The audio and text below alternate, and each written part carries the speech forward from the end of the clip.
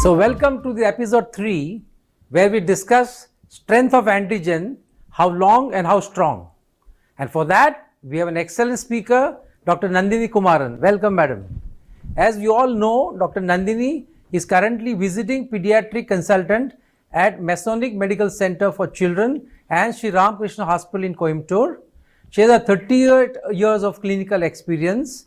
She was the president of the Coimbatore chapter of IIP in the year 2011, and she has been a member of organizing committee for the Tamil Nadu State Pedicon, which was held at Ooty in 2005, and for the Congo Pedicon in 2017. So over to you, madam, for your talk, and we are eagerly waiting for you to enlighten us on the topic. Thank you. Thank you, Dr. Nitin Shah, for your kind words of introduction.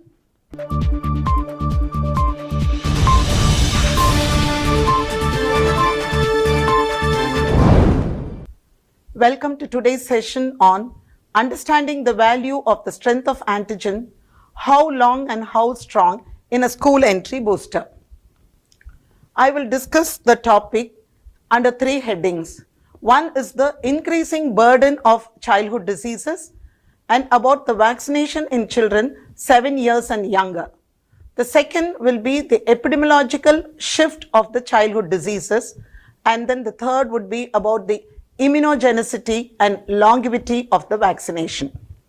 Role of DTP vaccination in children under 7 years of age. After the introduction of vaccines, the number of deaths due to the vaccine preventable diseases showed a sharp decline from 5.5 million deaths in 1990 to 1.8 million deaths in 2017.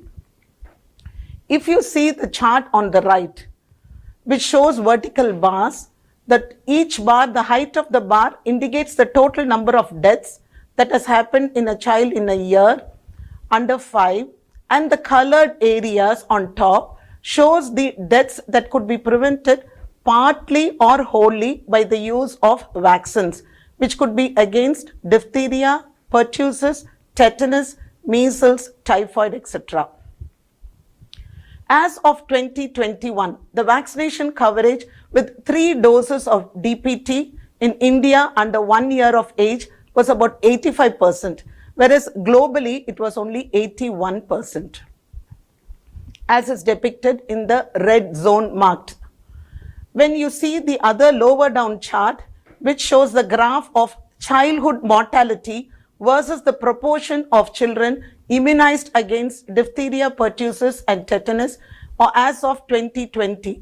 It was found in India, the mortality was about 3.2%, whereas the percentage of immunization was about 85%.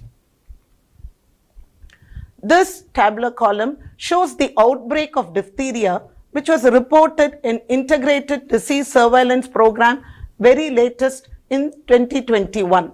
And 3 states had the outbreaks of diphtheria: Haryana in the north, Karnataka and Tamil Nadu in the south. Is it diphtheria only? No. We find apart from diphtheria, pertussis is also back. As per the National Health Profile 2022, the statistics for pertussis and diphtheria cases in India was studied in 2020 and 2021.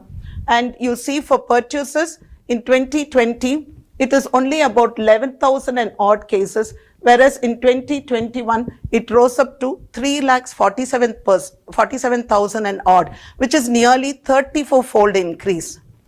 For diphtheria, the cases in 2020 were about 1,500 and odd, and in 2021 about 3,600 and odd. Here it was only a 2-fold increase. Tetanus cases are also on the rise. After the introduction of the universal vaccination, the incidence of tetanus had decreased drastically across all age groups. If you see the National Health Profile India 2022, the cases of neonatal tetanus in 2020 was only 100, whereas in 2021 it rose up to 4,700 and odd, almost 47 times more. In the non-neonatal tetanus, in 2020 it was about 900 and odd, which increased to 1,400 and odd. So there is recently an increase in the incidence of tetanus among the older adults also. So why are these diseases, the diphtheria, pertussis, tetanus, all are increasing? This is because of missing out on a timely booster vaccine dose. Next, we would discuss about the epidemiological shift of the childhood diseases. The epidemiological shift paves the way for global outbreaks. Factors that result in outbreaks can span over many months that it may become very difficult to track the disease. In tetanus, the failure in getting booster doses every 10 years. With regard to diphtheria, the breakdown of the routine immunization program. With pertussis, the organism can be isolated only in the first 3 to 4 weeks, and isolation is also very difficult in immunized individuals. This makes the diagnosis of pertussis itself difficult, and a delay in the diagnosis and improper treatment can increase the number of pertussis cases spreading to the others. With regard to polio, using oral polio vaccine way long after eradication of a particular strain or a type of polio is responsible for giving rise to outbreaks of polio. Regarding pertussis, there is a gradual shift in pertussis cases to the age of adolescents and adults. It is found there is a 1.33-fold increase in the case of chances of acquiring pertussis after the last dose of DTaP with every passing year. This is the population-based model of pertussis transmission. Here you can see the waning immunity, which is called as the end of the honeymoon effect. This waning immunity is mainly due to incomplete vaccination coverage and decreasing herd immunity.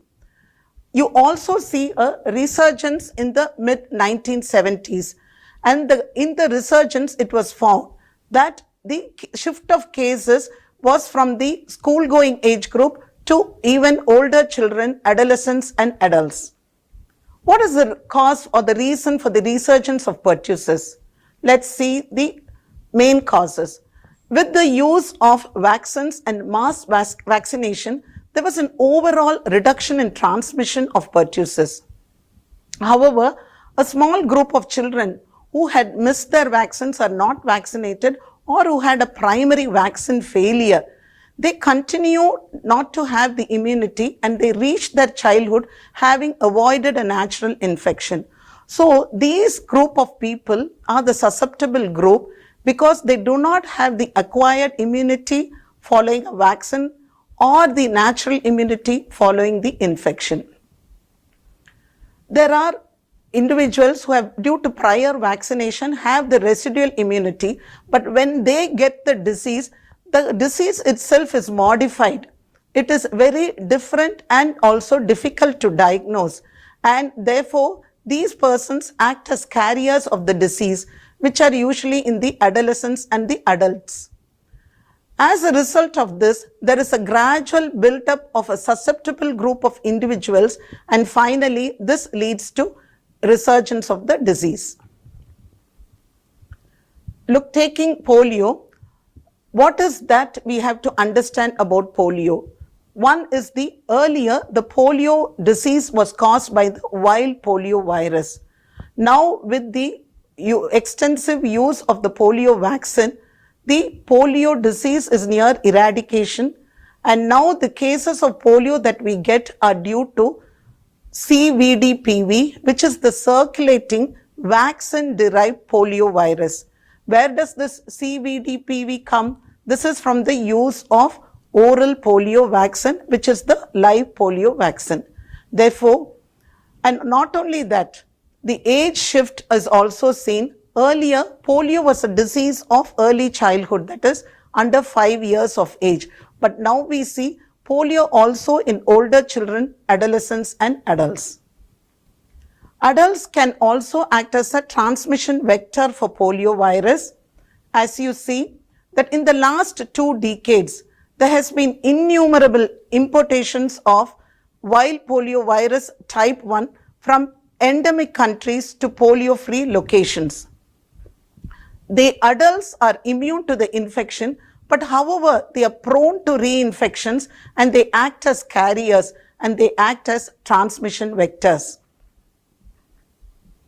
Therefore, the epidemiological shift of the disease to adults has happened, and this causes re-emergence of the disease in the vulnerable population. Is there a need to continue polio vaccination beyond the epidemiological need? Is that causing the resurgence of polio? What does the WHO says?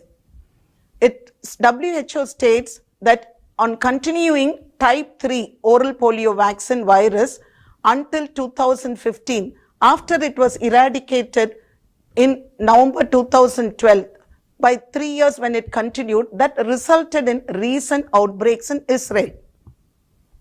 Moreover, now we see global outbreaks are due to circulating vaccine-derived polio virus 2, even in countries which have been free from polio by the wild polio virus 2. So the best course of action to address this, the resurgence of polio, is to encourage IPV booster vaccination. What is the rationale for booster doses? Childhood vaccination has decreased the incidence of diseases like diphtheria, tetanus and pertussis in the industrialized country. But however, following the infant primary vaccine series, the antibody titers decrease over time. Therefore, the waning immunity with age warrants the need for boosters. So, boosters at school entry, adolescent age group and adults are necessary to maintain the immunity. The third part, we are going to discuss about the immunogenicity and longevity of the vaccination. This is a study that was done in France, which is an open label parallel group, 2 arms, with about 274 subjects. The study population were children from 11 to 13 years of age, and these children at the age of 6 years, they had received their boosters. In one arm, it was the low dose tetanus, diphtheria and the IPV, that is the TD-IPV, and the other arm received the full standard dose of DT-IPV. And these children were evaluated for the antibody persistence to their vaccine, which was given at 6 years of age, by drawing the blood and doing the seroprotection. And they were all given 0.5 ml of a full dose DTAP, which is the diphtheria, tetanus, acellular pertussis, along with the IPV. And once again, a month later, the blood was drawn to evaluate the immune response after 1 month. In this study is DT-IPV, that is the full dose, standard dose DT-IPV, or the TD, which is the low dose TD-IPV, which one has got a better immune strength? It was found in the study about 96% of them met their endpoint in both the arms of vaccination, in that they all had anti-diphtheria, anti-tetanus and anti-polio concentrations as required. But when you see the strength of immune response to diphtheria, as is seen in this chart, here you see that with TD-IPV, it was only the GMC concentration was only 0.24, whereas when a full standard dose of TD-IPV was used, it was found that the anti-diphtheria GMC was lower in the TD-IPV group when compared to the DT-IPV group. So, of the two, which one is efficient in eliciting immunogenicity in a population at large? If you see the immunity achieved in the population, in the percentage of population, the first one, that is the light blue bar, you find the response of small, that is the low strength TD-IPV, which is only 63% of the population responded, whereas with the standard full dose of DT-IPV, it was about 86%. So, lower concentration of diphtheria antigen resulted in a lower proportion of the population achieving a protective GMC level. when both these groups were given the full dose of diphtheria, tetanus, acellular pertussis, IPV dose, there was an anamnestic response in that both of them produced enhanced amount of antibodies. So the conclusion of the study is when where the TD-IPV or the DT-IPV both demonstrate comparable immune persistence data.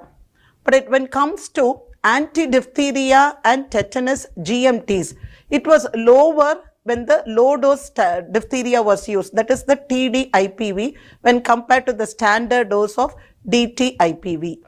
Irrespective of the previous low or the full dose, when TD-AP-IPV combination was used, that it resulted in an anamnestic response in both the arms. Longevity of a low dose versus a standard dose diphtheria vaccine. This was a study that was conducted in UK with about 300 subjects, which is an open label RCT.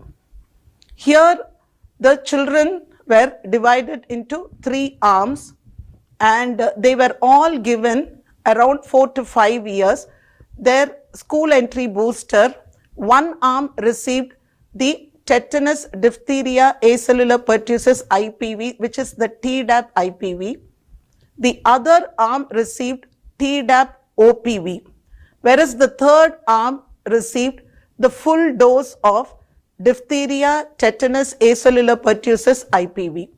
And these children who had received these doses, where their serology was followed up to show the antibody persistence, in that at the end of 1 year, that is when they were 5 years of age, at the end of 3 years when they were 7 years, and at the end of 5 years when they were 9 years of age, the blood was drawn and the seroprotection was followed up.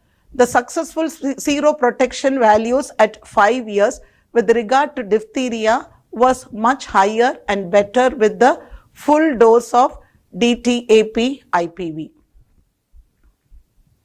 So the longevity of protection is comparable in both the low and the high dose strength of diphtheria, where they show varying levels of antibody elicitation. Diphtheria toxoid by itself can cause local reactions and it is said to be highly reactogenic.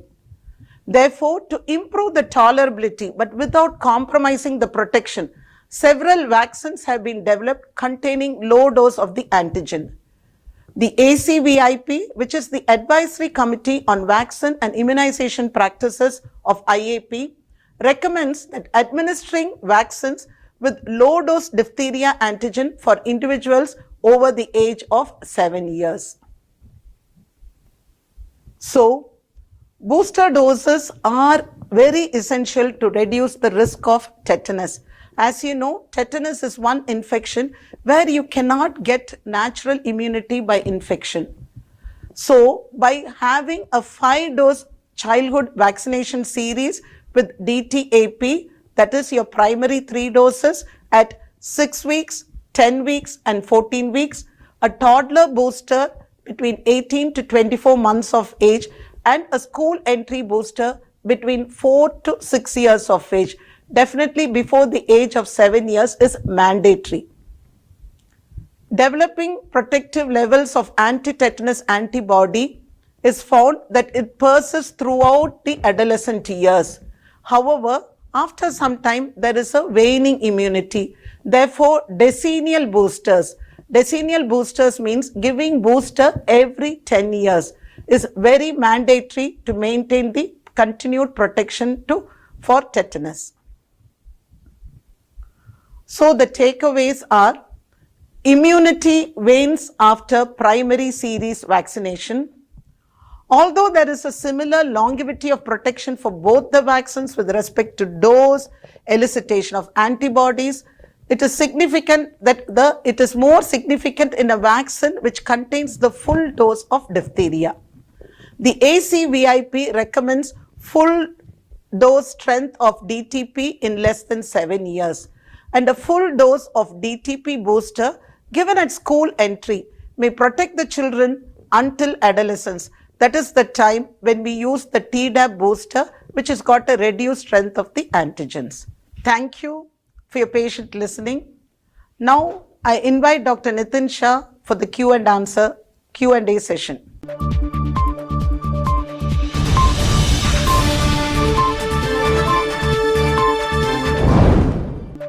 So that was brilliant talk, Dr. Nandini. Let's discuss some questions which are very important. You discuss about the re-emergence of diphtheria, tetanus and pertussis both in the world and in India. So what could be the reasons why these diseases are coming back even when we have such effective vaccination program and inclusion in the national immunization program? Thank you, sir, for this kind question. As we know, the control of vaccine preventable disease depends on many factors. Whether the vaccine is part of the national immunization program, what is the vaccine coverage, right, and the timely administration of both the primary as well as the booster doses, and what is the type of vaccine that is used. As you know, we saw in the national health profile in 2020 and 2021, there was increase in the cases of both diphtheria and pertussis.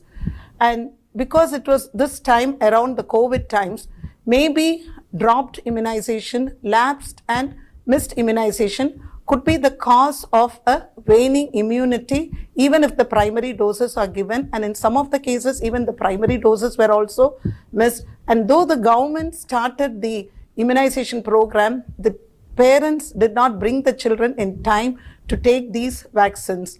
And that could be the reason for the re-emergence of these three diseases.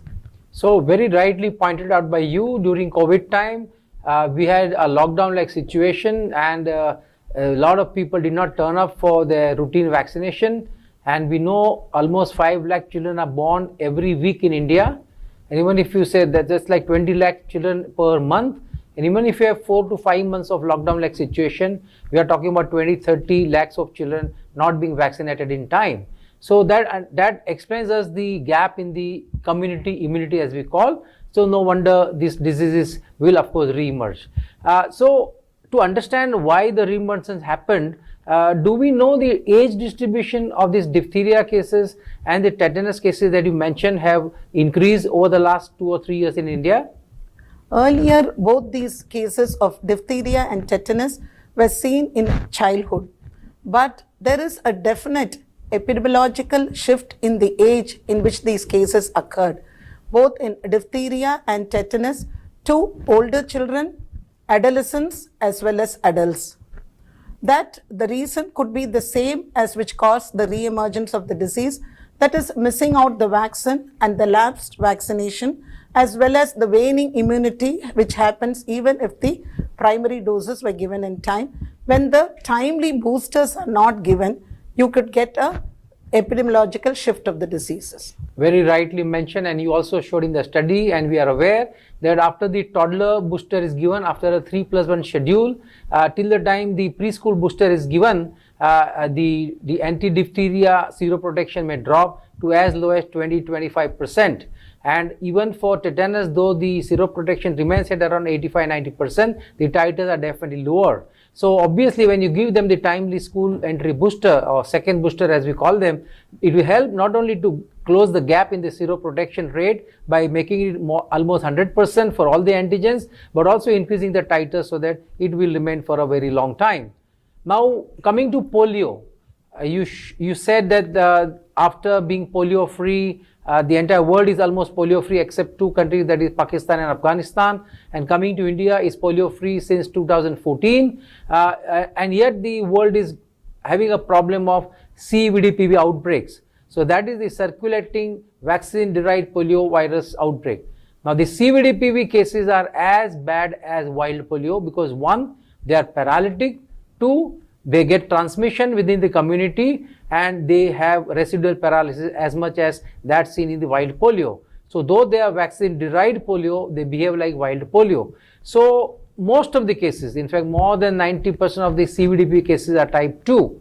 So that brings us to the question that when type 2 disease is not there in the world for more than 10 years now, why are we still using type 2 in the bivalent OPV? can we shift only to monovalent OPV? Number 2, would also there be waning of polio immunity, and that adults would need an IPV as a booster in the second decade of life? And what are the essential reasons behind these CVD-PV outbreaks? As you very well explained, sir, the CVD-PV, which is the circulating vaccine-derived polio virus, is one that is derived from the oral polio vaccine itself. So, when we continue to use the oral polio vaccine longer than the time we have eradicated the diseases, then there is a chance of getting the polio infection by the circulating vaccine-derived polio virus. So, it is time that we shift from oral polio to taking it as IPV or inactivated polio vaccine in the booster doses. And you had also asked about the shift to MOPV1. Regarding MOPV1, as you rightly said, sir, the recent CDPV cases were all due to type 2, and we have not seen these type 2 infections in the last 11 years. And therefore, it is also right time to shift to MOPV1, because earlier we were using the TOPV, which is the trivalent OPV containing type 1, 2 and the 3 virus. And later, with the non-occurrence of the polio virus 2, we came to BOPV, which contained the polio virus 1 and 3. And now it is time that we shift over to monovalent oral polio virus 1, which contains only polio virus 1. Correct. And you asked me also about the adult IPV. It is said there are cases which occurring of polio infection occurring in adolescents and adults. So it is right if we could introduce, along with the Tdap adolescent booster, an addition of IPV, which will give a good protection, seroprotection against all the 3 polio viruses. So I think very well explained, Dr. Nandini, that when type 3 disappeared, we dropped type 3. When the type 2 disease were prevalent and the cause of CVD, PV and VAP, we realized and we dropped type 2 to make it bivalent type 1, type 3. Now that type 3 is not there for many years, whether we should only make it type 1 and then maybe switch to only IPV, because ultimately the world will be polio free when it is polio free, which means it's free from wild polio as well as any vaccine derived polio like illness. So very rightly you said that you need to switch to an IPV at least in the second booster, and IAP, the Indian Academy of Pediatrics, recommends that if you are giving IPV, give 3 primary IPV at 6, 10, 14 weeks, and also give an IPV in the booster at the 15 to 18 months of age, and also the IPV very recently has recommended during even the second booster given between 4 to 6 years of age. So that brings me to the question of boosters, and you mentioned about the boosters for not only DTP and IPV, but as a combination of DTAP IPV. So my question is that how does giving this frequent booster help to maintain the community immunity? As you know, the use of the primary vaccine doses of the DTP along with the IPV in the primary dose of 6, 10 and 14 weeks is to be followed by a toddler booster between 18 and 24 months and a preschool or a school entry booster at 4 to 6 years. Only when these boosters are given in time is the waning immunity prevented and the immunity is maintained to prevent diseases in the community. And we know that when we give the school entry booster between 4 and 6, the immune persistence continues up till about 10 to 12 years of age, and that is the time we give the adolescent booster. So the primary plus the continuing the timely, the toddler booster, school entry booster and adolescent booster helps to maintain the immunity and in the community. So very rightly explained, and there have been studies of following up these children up to 3 to 5 years after the school entry booster done in UK, which very clearly showed that when you given them the school entry booster for each antigen, that is all the 3 types of polio and also for the diphtheria, tetanus and the 2 antigens which are there in this vaccine of pertussis, all of them, the titers and the seroprotection rates remain for a very long time. So that will help them to see through adolescence. And as you know, we always give a Tdap type of booster at 10 to 15 years of age, so that probably that will see the child from not getting any of this vaccine preventable disease, namely diphtheria, pertussis, tetanus or polio till adolescence or early adulthood life. So thank you very much, Dr. Nandini, for your brilliant talk. So today in this episode, friends, Dr. Nandini told us about how lives are saved by giving vaccines in the national program, and she showed in the first slide as to how many lives, in fact 5.5 million lives have been saved by having very meaningful national vaccination program against the vaccine preventable diseases. And coming to the topic of the discussion, the school entry booster, which actually targets at the diphtheria, tetanus, pertussis and polio in the form of a DTAP-IPV combination. She also showed as to what's the data when you don't give the booster, how the seroconversion and the titers drop for many of these antigen, and then when you give them the school entry booster, how the seroprotection become nearly 100% for all the antigen, and the titers become very robustly boosted up by giving the school booster, so that it will see through them till at least 10 to 12 years of age, when you again will give the Tdap booster, and the story will continue. So thank you, Dr. Nandini, for your brilliant talk, and hope the viewers, you have enjoyed this session, and see you next time for the next session. Thank you. Thank you.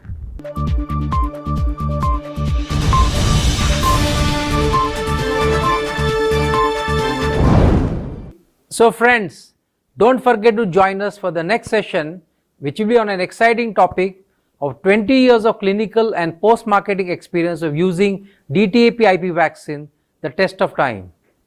To see you very soon.